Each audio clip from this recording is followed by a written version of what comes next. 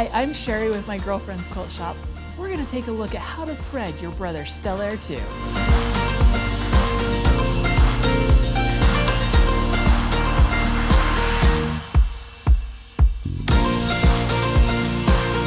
Let's start with the bobbin. With your machine on, you're going to line up the notch in the bobbin with the spring on this bobbin post. Just like that.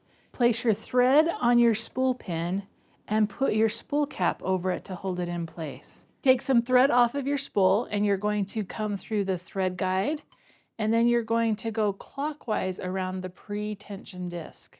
Come over to the bobbin and you're going to go around clockwise with your thread tail 5 or 6 times. And then you're going to cut it by pulling your thread. Push your lever over, and on your screen it's going to show up with a start button to push. Push that and your bobbin will start winding. Once it's full, it will automatically stop. Let's show you how to install your bobbin in your machine. We're going to cut our thread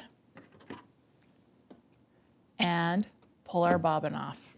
We're going to move this to the right so that our needle plate opens up. When you bring your bobbin over, you're going to make sure it's forming a P and not a B, and it's coming off of that bobbin counterclockwise.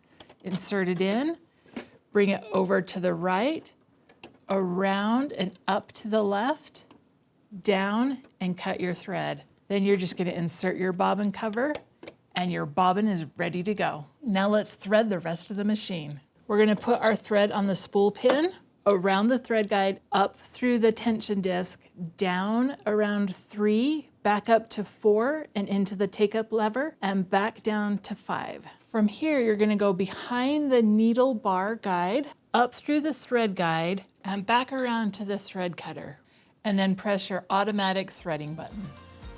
Now your machine is threaded and you are ready to start sewing.